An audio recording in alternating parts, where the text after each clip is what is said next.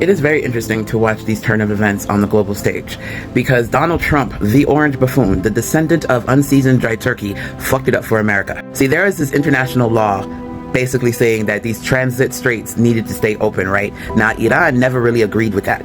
But because they didn't want to have a confrontation with the United States, they kind of basically left it alone. Mind you, this law was created years ago, right? So now, the only reason why that law is actually a little bit enforceable is because we, the United States, have a lot of military over there in the Middle East. So we were basically protecting those straits. And sometimes other countries would come with us to escort tankers and shit like that. It was like a coalition. Not only do we have our military bases there, but we also have deals with other Gulf states like Saudi Arabia, Kuwait, UAE, all of them. Now, Is Not Real has been super problematic over there, right? Because Is Not Real is wanting to develop the Greater Is Not Real project, which basically annexes a big portion of the Middle East because they want to create a trade route between all of these countries to Asia. That would cut off the Egyptian Suez Canal, which the Egyptians make a lot of money off of, and it would bring all that fun to Is Not Real. The only country that is stopping the Greater Is Not Real project is Iran. So for 40 years, Netanyahu has been trying to talk to our presidents to attack Iran so that the Greater Is Not Real project could be accomplished. Now, all the other presidents were like, no, because Iran can close off the strait.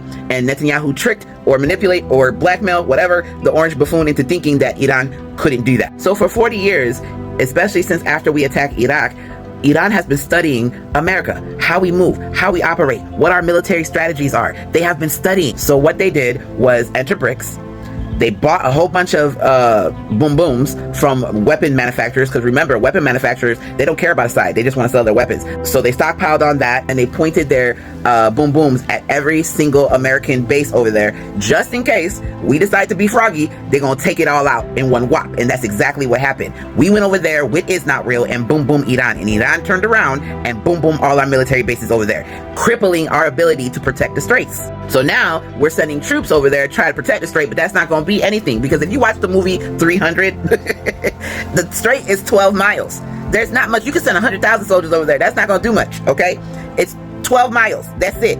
That's all Iran has to control, 12 miles. And they're going to protect that strait themselves and continue to make money now, because now they're charging people to go through it. And they're going to be able to use that as a power play, as a power move to stop Is Not Real from completing its Greater Is Not Real project, which would totally cripple Iran and a lot of these other Gulf states that don't participate with the United States. Now, Iran was fine just supporting these other militias into keeping Is Not Real at bay.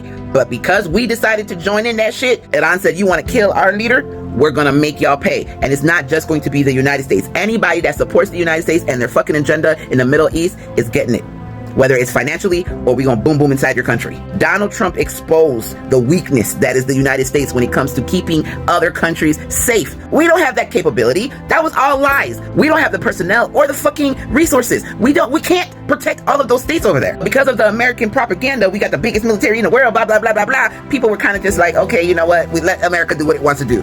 Iran is showing the world that you can stand up to the bully. And the reason why Iran showed the world that you can stand up to the bully is because the bully that we have in the United States is dumb as fuck and is being blackmailed or something. The PP tapes. That's what it is. That's what I said. But it's interesting watching the Iranian government find a seat at the world table, because now people have to take them seriously. The next country that's going to start doing some shit is Yemen when it comes to that other strait, the Manab Strait. Now that Yemen has watched what Iran did, Yemen's going to start to do the same. And if that one is closed, we are in big trouble.